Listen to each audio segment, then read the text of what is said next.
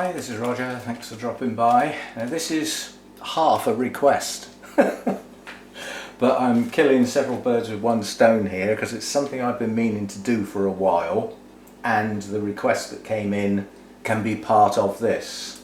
Now, this is one of my large Restrepias. I've had this one quite a long time. Let's get it out. It's a pot full of roots. Needs repotting. Needs repotting. Why? Because it's been in that media for some considerable time, but I don't believe it's actually gone off yet. But if it's left too much longer, the problem being it's small bark, Orchids bark. I don't think there's anything else mixed in with it. Did I put any moss in with it? I might have done. I can't see any. And of course I lost my records with that sort of level of detail. But anyway, this is one of the larger Restrepias, and this is the one that hasn't bloomed for some considerable time because it's sulked.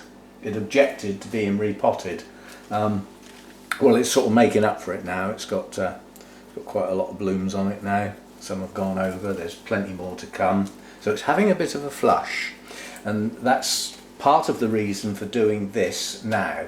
I'm going to call it a tidy up. Excuse me drinking wine in the afternoon, but just finished a committee meeting for one of the orchid societies. So, growth habit for Restrepias. You will get some dieback occasionally, where you'll get a growth that just doesn't grow. First job, get rid of them. Make the place look untidy. Yeah, so look out for those. Take them off near the base, and take care that you cut the right one and don't cut one of your shiny new growths off. If you see what I mean. So that would be the first exercise, would be to go round and get rid of old dead growths. That thins the plant out. For me, tatty leaves. I've got more than enough to compensate. I don't need to leave tatty leaves on. So I'm just going round a bit at a time. Now that's a tatty leaf, but we'll deal with that one separately. There's a reason. So tatty leaves around here, these are old ones. You know, these are very old leaves basically. And once they start going yellow, they're not going to photosynthesize any sense. So they serve no purpose. So they can go. They've still got a good element of green on them. You might want to leave them. But once they start to fade, they're not doing their job properly anymore, and they take up space and in some cases block the light from emerging growths, so that those growths are sort of have a restricted access to light.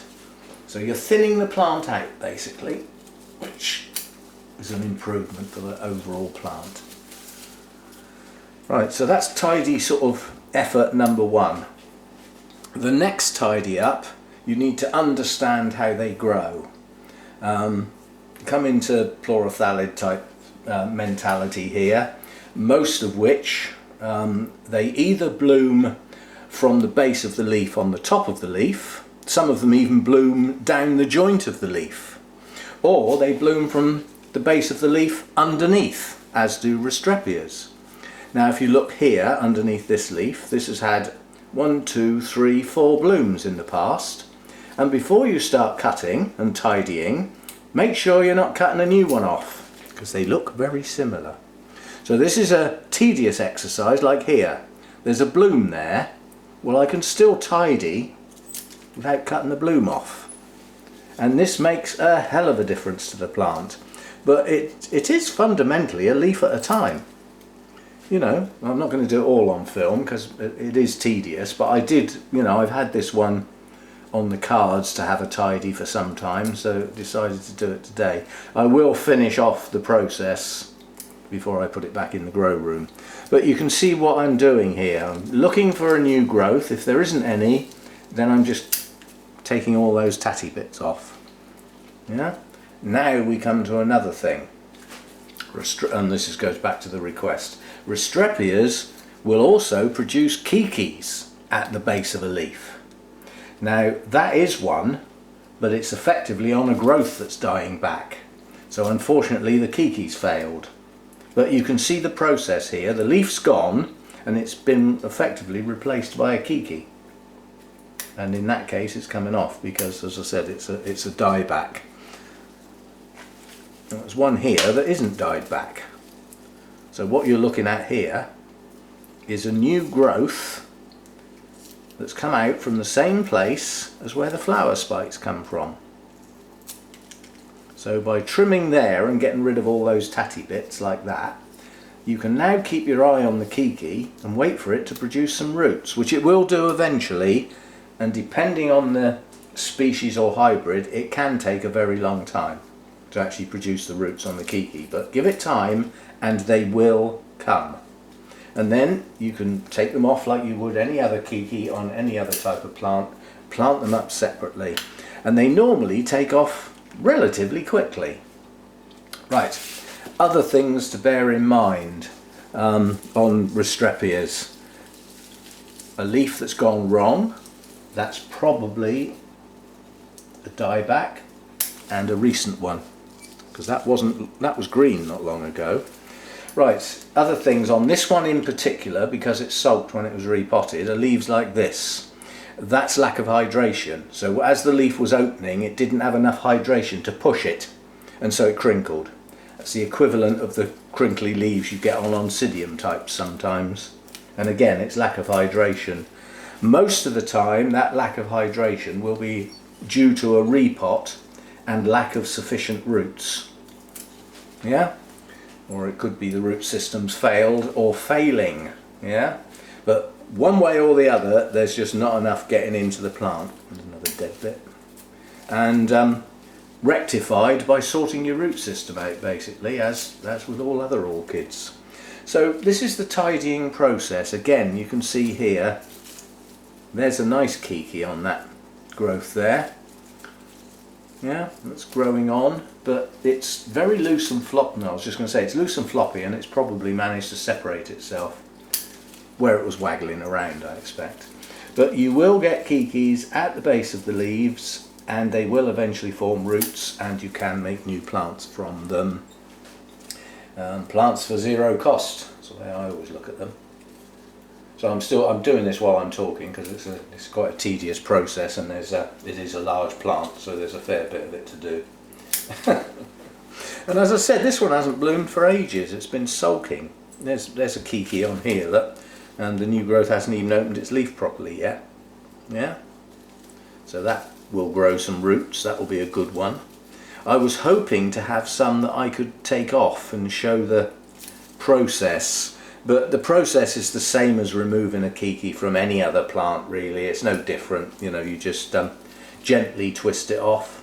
It should come off quite easily with its roots. But it is best to wait for those roots. If you don't, you've just got a stick with a leaf on, and the chances are it may never root because it's got nothing to start with. You know, it's lost its attachment to the mother plant, which is its supply of nutrients and hydration. So, you know, you sort of messed it up if you take it off before it's time. But yeah, they will root. And what I often do is, if I've got quite a few of them at the time I repot, what I tend to do is take the Kikis off and plant them with the plant in the same pot, and just bump up the size of the plant.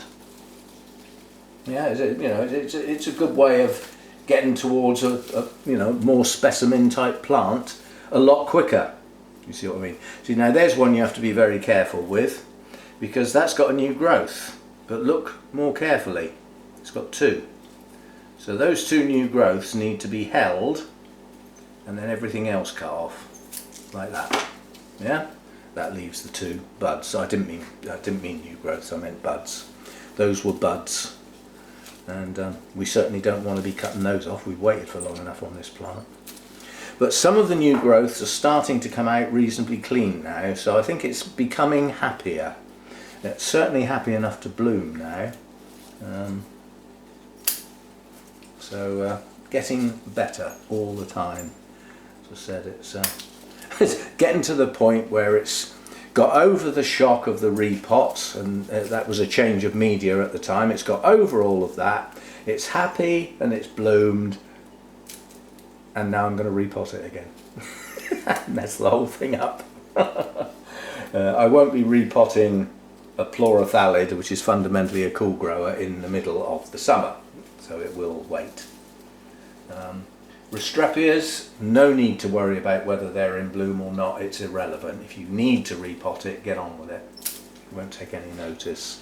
But try and make sure that the roots are in contact. The roots are very, very fine, they're hair-like, yeah? And they need to be in contact, not loose and floppy. So, you know, you need a media that holds moisture, but still has some air in it. Same as other orchids, but a relatively fine mix seems to do these well. They will grow in moss. They will grow quite happily in moss, in fact. And a lot of people wouldn't dream of putting them in anything else. But that's a choice thing. I'm trying to get rid of the moss in my collection on the grounds that the repotting seems to come round too often for my liking. And it still catches me out sometimes. You know, where the media goes off and I've missed it. So I think we're nearly there now. There's a few more little bits. I mean, it's also getting to the tedious point. And when you get to the tedious point, when you're tidying these up, that's the time you cut the new buds off. So take care. Yes, interesting committee meeting. Discussing our garden party and where it's going to be held and all that sort of stuff. An individual was prepared to host it in their house, but it has been deemed not a good idea on the grounds that irrespective of the government rules, this is our being sensible type stuff, looking into that sort of thing, and it's all very well being in somebody's garden, but it's the toilet issue as usual, and having lots of strangers that may have mixed with other strangers in and out of your toilet in your house is just not on. So it was deemed, thank you for the offer, great, but we're using the church hall apparently, which is an unknown venue, but we have members that do go to that church hall for various reasons. So yeah, that's that sorted out. And it gets round the weather problem because we can be outside, nicely socially distanced with our chairs and our little individual tables or small tables. No big tables, it gathers too many people together. Yeah, so it's all been thought through, and if it rains we can go into the hall out of the weather and leave the two sets of huge double doors open. Providing there's not a force-8 gale blowing the rain into the hall, then we should be dry and still in the fresh air. So it sounds like it's been thought through quite well. I didn't have much to do with that, I just agreed with it all. That's a while away yet. Whereas I've got the other Orchid Society's garden party is this weekend, this Sunday. Yeah, so that's a general tidy up. Get rid of all these tatty little old flower spikes, which is what they are. They just look like tiny little bits of cotton. Don't cut your new buds off. And if you've got any Kikis which will grow at the base of the leaf and they've got some roots, they can be potted up either separately or back in the same pot. That's your choice. Starting new plants is always quite nice. See, and this will happen as well. If you leave the Kikis on, this Kiki has got some roots. It's grown on and it's now tried to bloom. It failed, but it will bloom on the Kiki, on the base of that leaf. So anyway, that's just a general tidy up.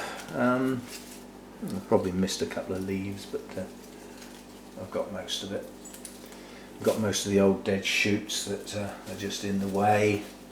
And most of the new growths on this are now starting to open reasonably well instead of this crinkly look.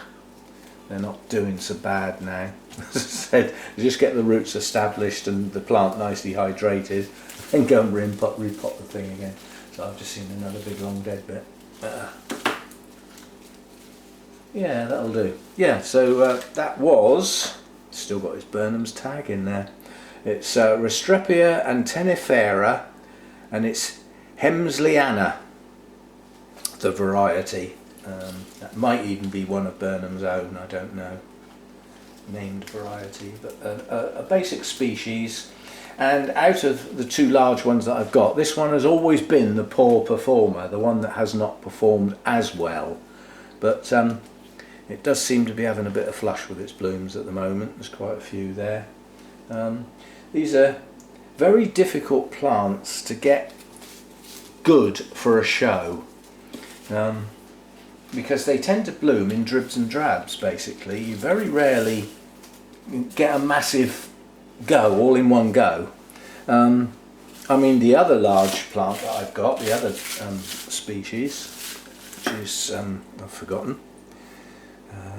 begins with an F. That one tends to be in bloom virtually all the time, but just one or two. Whereas this, this one's actually got quite a few out all at once.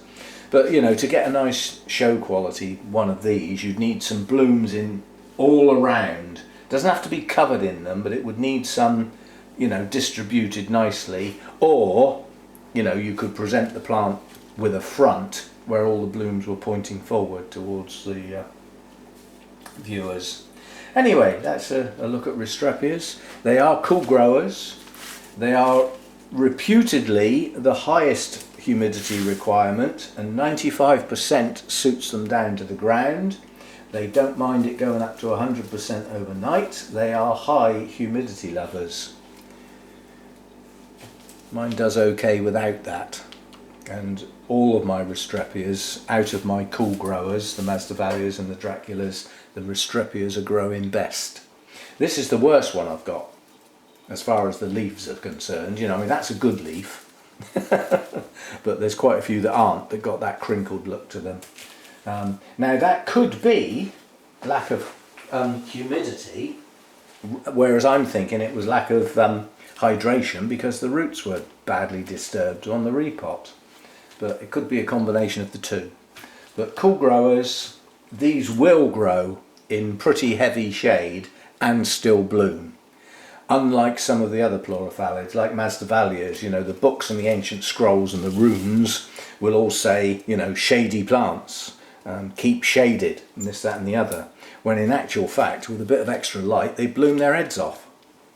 Whereas these will bloom in quite heavy shade. So, yeah, airflow, good humidity, and they're not too keen on root disturbance.